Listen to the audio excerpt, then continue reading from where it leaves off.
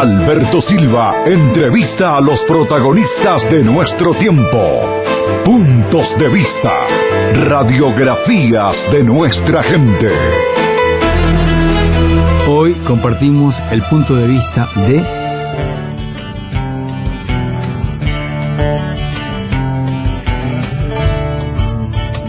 Yo nací en este lugar, calles que sueñan al sol.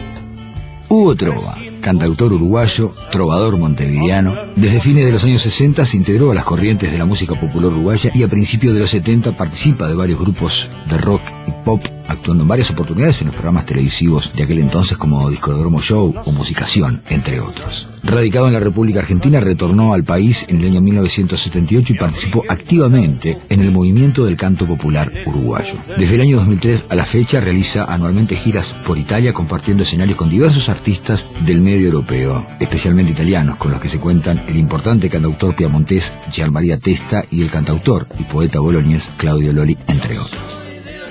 Estoy pensando en el corto Buscaglia y su corneta, su claxon, el cuac cuac, paradoja. Yo podría empezar esta charla diciendo paradoja. Hugo Trova canta más en Italia que en Uruguay. Bueno, sí, ya para mí ya se convirtió en algo normal.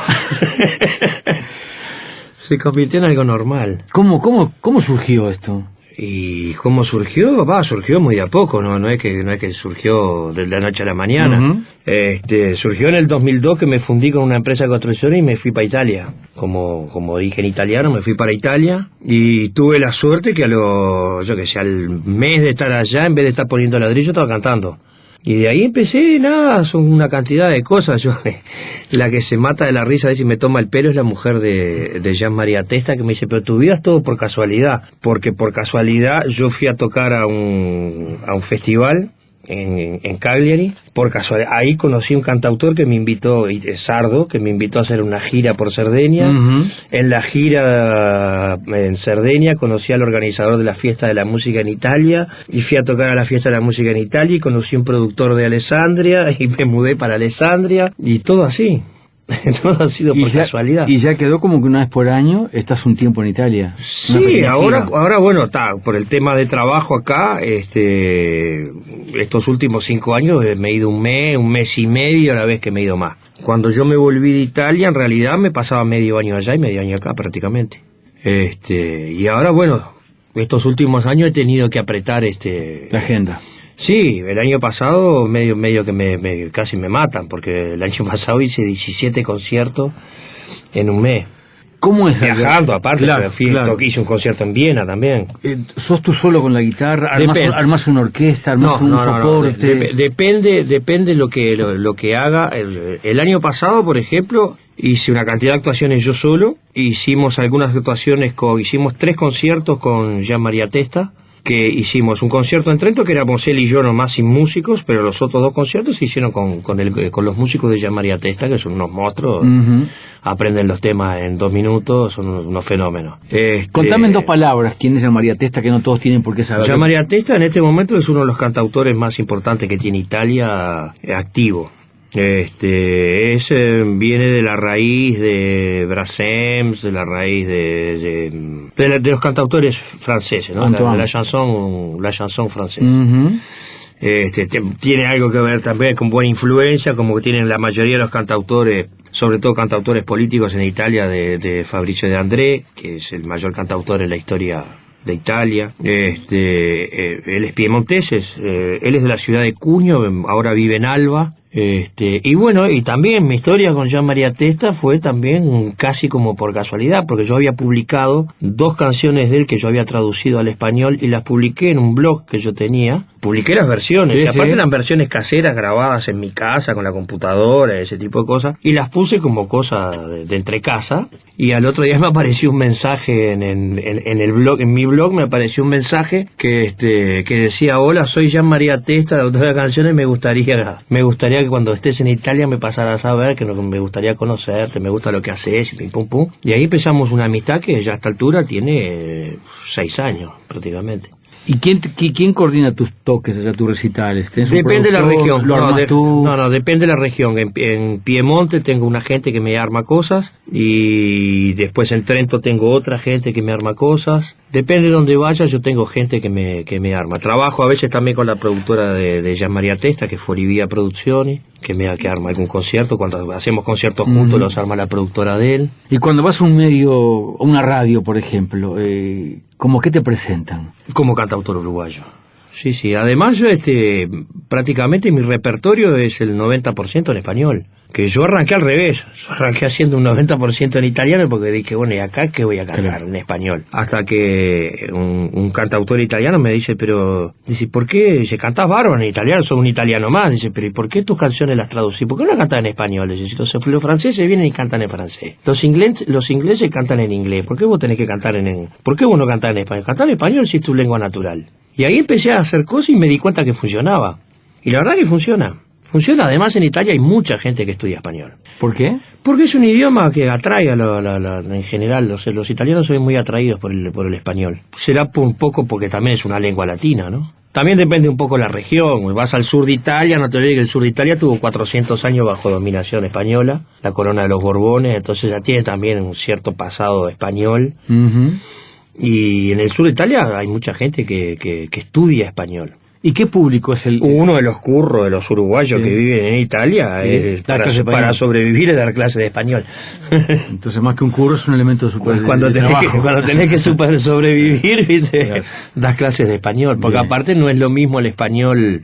Hay mucho italiano que le gusta viajar por América Latina, no es lo mismo el español de España que lo que se habla en América Latina. Claro. Hay 19, 20 españoles distintos. Obvio. Te preguntaba, ¿cuál es el público en general que te va a ver? Bueno, en general son italianos. ¿Edades?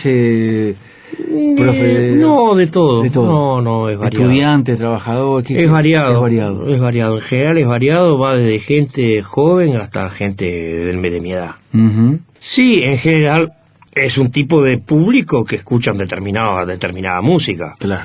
A ver, no es la que normalmente escucha Eros Ramazzotti, digamos. Por ejemplo. Es decir, estoy corro dentro de una vertiente de la música de cantautor. Uh-huh. Entonces también tenés un público especial. ¿Y ese público sabe algo de Uruguay, de los músicos uruguayos? Más de lo que nosotros creemos. Sabe más de lo que nosotros creemos. A mí han pasado cosas recontra curiosas, pero incluso no solo con italianos. Yo el otro día no me acuerdo a quién era que se lo contaba. Fui a tocar un festival que hacen en la isla de Sant'Antioco. Se hacen una peatonal donde prácticamente todos los negocios son restaurantes. Entonces, un fin de semana al año, en el verano, se juntan todos los restaurantes, se arma un escenario en la punta de la calle, uh-huh, y los restaurantes sacan todas las mesas hacia afuera. Y es como un restaurante de una cuadra, casi 2 cuadras, a cielo abierto, ¿no? Bueno, fenómeno. Había un grupo que son de ahí, son de Cagliari, Officina Acústica se llama, y estaba yo. Y había otra gente para tocar también. Bueno, subo, hago mis cosas. Sí. Teníamos que hacer 2 veces, 2 partes, bajar, subir, ¿no? Debajo de la primera parte teníamos una mesa, así como esta. Y la mesa de al lado había 6 personas. Con poca pinta de italiano, o por lo menos de italianos del norte, porque muy rubios, ¿no? Uh-huh. Entonces se para una muchacha y me dice, disculpe, ¿habla inglés? Le digo, sí. Dice, ¿usted de dónde es? ¿Es argentino o es uruguayo? Le digo, no, soy uruguayo. Dice, ¿no sabe ninguna canción de Citarrosa? Mira. Eran turistas ingleses que estaban en Sant'Antioco. Qué increíble, ¿eh? Entonces en la segunda parte dije, tendría que hacerle una canción de Citarrosa. Digo, a ver qué hago. Y le comenté a la gente del otro grupo de Oficina Acústica, y Corrado Aragoni, que es el tecladista del grupo, sabía una. Me dice, ¿pero qué tema querés cantar de Citarrosa? Qué bueno. Le digo, ¿vos cómo? Dice, no, sí, yo me encanta Citarrosa. Dice, además estudié la música de Citarrosa en el conservatorio. Dice, ¿qué tema querés tocar? ¿Y con cuál arrancaron, te acuerdas? Tocamos Qué pena. Qué pena. Acompañado por el piano. O sea que hay más conocimiento del país y de la música de lo que nos imaginamos. De lo que nosotros creemos. Sí, es increíble, pero es así. Decís milonga y identifican con Uruguay. Enseguida identifican con Uruguay. Como decís tango y a nadie se le pasa por la... automáticamente dicen Buenos Aires. Claro. ¿Has compuesto alguna milonga que referencie estos años en Italia? No. Últimamente estoy escribiendo poco. Estoy más bien ahora ahora me embarqué un poco en traducir autores que acá son poco conocidos, autores italianos y algún autor francés, y estoy embarcado un poco en traducir algunas canciones. Bueno, de Gian Maria Testa he traducido varias canciones, he traducido de André, he traducido Guccini, he traducido de Gregori. ¿Has traducido a Dylan? Bueno, sí, eso es hace muchos años. Hace mucho, estoy pensando en una traducción muy especial que hiciste. De Soplando en el viento. Soplando en el viento, que es la que canta Gastón Charlolino. Sí. Es una traducción. O sea que siempre te gustó traducir canciones de Sí, tengo manejo, hablo varios idiomas, tengo la facilidad de hablar varios idiomas, entonces también es bueno porque también me permite escuchar las canciones en su forma original, ¿no? En el idioma original, que a veces cuando uno traduce forzosamente tenés que cambiar el texto, yo trato de respetar mucho el texto original, pero a veces vos sabés que, por ejemplo, es mucho más fácil traducir a veces del inglés al español, o del francés al español, que del italiano, que es mucho más parecido al español, por un problema de métrica, porque generalmente lo que para nosotros termina en una consonante como la N o la L, en italiano agrega una E o una A o una I. Entonces eso es una sílaba más, por lo tanto es una nota más si tú modificas la melodía. Entonces a veces se te complica porque hay palabras que son muy similares y cuando las palabras muy similar es más difícil de pasarla al español porque generalmente te agrega una sílaba. Es mucho más fácil cuando las palabras son distintas. Y a veces también, uno lo que trata de hacer es traducir el contexto, ¿no? De lo que dice. Claro. Respetar lo que dice. Pues yo he escuchado algunas traducciones... Penosa porque son literales. Que son literales no. Es decir, lo que está escrito en español no tiene nada que ver con el original. Ah, peor todavía. Hablan de otra cosa. Bueno, eso es hablan de otra cosa. Un desatino total. Sí, bueno, pero había un traductor muy famoso brasilero, me quiero acordar el nombre, pero muy famoso, hizo mucha plata con traducciones, y vos agarrabas los textos originales y las traducciones de este señor, y eran canciones totalmente distintas. Usaba la melodía y le ponía otra letra.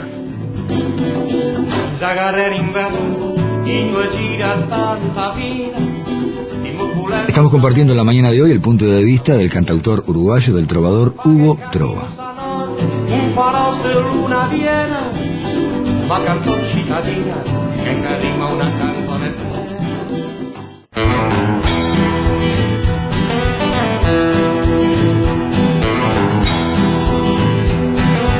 Aunque dura venga la subida, deja que te moje el corazón. Siempre que hubo nubes en el cielo, salió el sol. En la mañana de hoy estamos compartiendo la charla mantenida por Alberto Silva con el trovador montevideano Hugo Trova. ¿Cuál fue la primera canción que compusiste, Hugo? Yo arranqué a componer canciones que era muy gurí. Niño. Y tendría, ponerle 12 años, 13 años. Era una canción, ¿sabes qué? Fue una canción que ya ni siquiera me acuerdo ni cómo empieza. Pero me acuerdo que era una canción dedicada al arroyo Solís Chico, porque yo me crié prácticamente en Parque del Plata. Era una especie de samba, una cosa así, folclore, ¿no? El sapo Ruperto no existía todavía, que es el habitante más famoso. Pero con Roy Verocay nos conocemos desde Urice. con el Roy nos conocemos desde Urice. Y no recordás... Porque el Roy era de la barra del arroyo. ¿Y no recordás algún momento de la canción que decía del arroyo? Vos sabés que en este momento ahora no me viene a la cabeza. Sí, capaz que si me pongo y hago memoria me viene aunque sea un pedacito. Pero... O sea que muy tempranamente ya componías canciones. Sí, hice. ¿Y te acompañabas con guitarra? ¿Cómo hacías? Con guitarra, sí. Con guitarra, aunque no fue el primer instrumento que toqué. El primer instrumento que toqué en mi vida fue la armónica. Porque tenía un tío que era un maestro realmente de la armónica, y fue el primer instrumento que tuve en mi mano alguna vez fue una armónica, y fue él el que me enseñó a tocar la armónica, y fue lo primero que toqué. Después mi madre era profesora de piano, y medio chapucé un poco el piano, pero cuando agarré una guitarra, chao, me quedé con la guitarra. O sea, cuando metes alguna armónica allí, no es por Dylan, sino que es que de niño... No, yo ya te digo, te estoy hablando de que tengo memoria, pues en la familia, sobre todo de mis abuelos maternos, eran todos músicos. ¿Ah, sí? Claro. O sea que los domingos eran... Y como buena familia de italianos... Todo el mundo mostraba su saber y cantarolas. Sí, sí, A ver, sí. hacemos una viñeta un domingo con todos esos músicos. Y con todos esos músicos, te voy a decir, mira, tenía... ¿Dónde se encontraban? ¿Qué comían y qué hacían los músicos? En A la ver. casa de mis abuelos, generalmente cocinaba mi abuela y mi tía abuela. 2 cocineras. Pasta, por supuesto. ¿Vino casero? Como bueno... No, vino No, casero no. no se elaboraba. No. Y bueno, la fiesta consistía en si era sobremesa, Ujú. en que todo el mundo agarraba un instrumento y todo el mundo hacía algo. ¿Y qué instrumentos Te aparecían? voy a por decir, ahí? por ejemplo, entre ellos estaba Ani Álvarez Badano, que es prima de mi mamá, que es la concertista de piano uruguaya, y fue oboísta de la Sinfónica Municipal. Y bueno, Américo Badano, que fue el tío que me enseñó a tocar la armónica, tenía un cuarteto de armónicas, pero era un multiinstrumentista, porque tocaba las armónicas, tocaba el acordeón, tocaba el piano, tocaba el violín, tocaba la guitarra. Tenía una compañía de títeres. Después su otra tía de mi mamá era violinista del Sodre.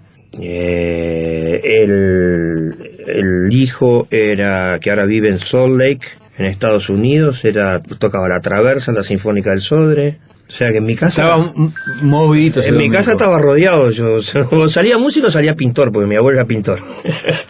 Hablando de pintor, tengo en mi biblioteca un cuadro que hace muchos años me obsequiaste. ¿Qué pasó con esa otra faceta tuya? No, está ahí medio olvidada, está ahí medio olvidada. A veces me pongo a dibujar, pero como para oxigenarme la cabeza, nada más. Pero más que dibujar, pintabas también. Sí, se me ha dado por ahí, pero no, prefiero hacer música. ¿Y por qué no haces música aquí en Uruguay? ¿Por qué pocas veces estás con la guitarra en un toque? Porque acá ¿Qué pasó con el Hugo Trova Trovador? Y porque acá es difícil producir un espectáculo, es caro producir un espectáculo, es caro grabar un disco, generalmente terminás perdiendo plata. Y después en los locales, yo voy a locales, pero generalmente voy a locales de gente amiga, como el Gato Eduardo, que a veces me llama y le digo, sí, voy, me divierto un rato. El otro día fui a tocar a Perillán, pero porque es la dueña del restaurante, la compañera mía en el Palacio Legislativo, es una amiga. Y voy, y bueno, y después que estoy también con el tema del trabajo en el Parlamento, Claro, medio como loco. Pero no añorás, por ejemplo, aquellos festivales, Ay, sí. aquellas multitudes que te tenías Pero aquí ¿sabes también. qué? Como Sí, pero protagonista. sabes que no, yo hace muchos años que ya la onda de aquellos festivales monstruosos que hacíamos, Palacio Peñarol, Estadio Centenario. Eso te iba a decir, decimos. Estadio Centenario. Estadio Centenario, había, yo que sé, 40, 60 mil personas. Me dejaron está todo bárbaro, todo muy lindo, ¿viste? Pero es como muy tan impersonal. Ujú. De que vos subís, no sabés quién está del otro lado, Claro. porque las luces te ciegan. No te falta ese contacto con el público, y a mí me gusta más la cosa chica, me gusta más el conversar con el público en general. Yo en Italia también hago algún festival, incluso he hecho festivales grandes. Algunos muy grandes. Recuerdo una vez que hablé contigo en en Italia. Alessandria que hice, era por muy ejemplo, grande. un festival, había 90.000 personas. Sí. Pero has resignificado el encuentro pequeño, más cálido. Pero sí, me gusta más esa historia de contar una historia. Es más, los espectáculos que estoy llevando a Italia en general, yo con las canciones voy contando alguna cosa.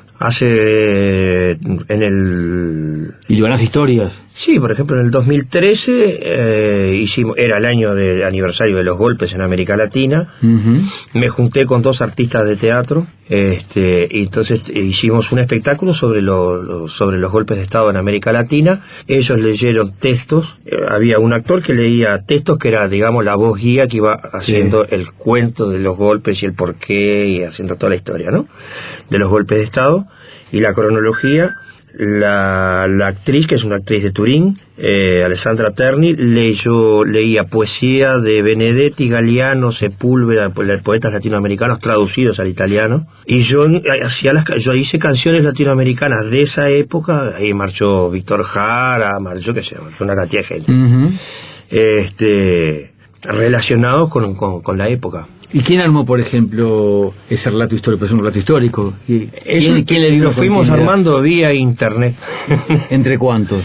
Y entre los que produjeron el espectáculo, que son la gente que me Porque es arma un desafío armar esto. que me arma las coherencia, ¿no? cosas en Turín. Este actor de teatro, que fue el que hizo el relato, él fue el que en realidad yo le fui pasando datos y él armó el relato directamente en italiano. Después me lo mandó para que yo corrigiera por si se había equivocado en alguna cosa. Claro. El tema de las canciones fui yo que lo armé, la responsabilidad fue mía, y las poesías las eligió, fue entre este actor, Máximo Pisoglio, y Alessandra Terni, que buscaron el material, y lo que no estaba traducido me lo mandaron para que yo lo tradujera al italiano, lo que no encontraron traducido, y yo me acuerdo que mandé algún texto también, ya directamente desde acá, que yo quería incorporar. Y bueno, hicimos un precioso espectáculo que si lo buscas en internet, en YouTube está entero. Es 1 hora y pico, 1 hora 50 de espectáculo más o menos. Y por ejemplo, algo similar a eso, ¿por qué no se puede después hacer? Hice ¿Por qué otro, no se puede hacer acá en Montevideo? Porque no te dan bola. Lisa y llanamente. Lisa y llanamente. Hice otro espectáculo que se llamó Canciones de Amor en Tiempo de Crisis, y ahí marchó, marchó el Dino, marchó Serrat, marchó una cantidad de gente. Y también con un relato. Sí, claro. Eso era un poco más menos estructurado, pero sí había un relato en el medio. Usamos mucho a veces también, cuando trabajo en teatro, yo toco mucho en el Teatro Baretti de Italia, entonces tenés la posibilidad de pantalla, tenés la posibilidad de poner imágenes, tenés la posibilidad de hacer... Y tenés como un soporte de imagen de elementos, ¿ya vas de acá o te arman allá? Eso en general lo tienen allá. Eso en general tiene muchas cosas. Mirá que tiene mucho material. Yo toco mucho, por ejemplo, en Turín, toco mucho, que ya tengo ahora el 11 de septiembre, toco, ya acabo de ¿cómo se llama?, de confirmar la fecha, en un lugar que se llama Lunas Torta, que está en el barrio de San Salvario, que es el barrio de la movida turinesa, y es una resto librería. Ahí la gente va a almorzar o a cenar, pero a su vez a leer libros. Podés agarrar un libro que están a la venta. Sí. Vas, buscas un libro, te sentás a leerlo, podés cenar, podés tomarte una copa, y es un restaurante librería, que en realidad es más librería que restaurante, pero... Y de noche se hacen espectáculos todos los días, prácticamente, menos los lunes se hacen espectáculos todos los días. Y ahí, por ejemplo, cuando estás en ese lugar, que haces como un ciclo, estás una semana... No, hago una noche, no, porque eso acá las agendas las tenés... Cargadas. Sí, las agendas de casi todos los espectáculos vos tenés que armarlos con mucho tiempo. Yo ya vengo con espectáculos armados ya del año pasado, traje algunas cosas comprometidas, sin fecha fija, pero ya, por ejemplo, de Lunas Tortas, ya la fecha la acabo de fijar ayer. Se arma con gran antelación, entonces. Sí, porque me pasaron 2 fechas para que yo eligiera. En realidad yo quería el 17, pero bueno, por el tema de la gente que produce en Italia, me pidieron que lo hiciera el 11, porque les quedaba más tiempo para meter otra fecha, así que... Y bueno, está, de andar medio a las corridas, pero está.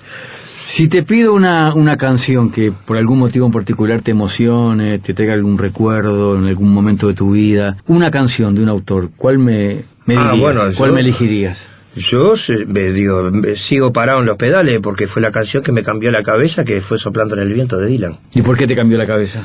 Porque yo venía del folclore. Yo cantaba folclore, cantaba Aníbal Zampayo, cantaba samba, cantaba como cantábamos todos acá, todo empezando acá todo el mundo empezó cantando Samba de mi Esperanza. El que diga que no es mentira.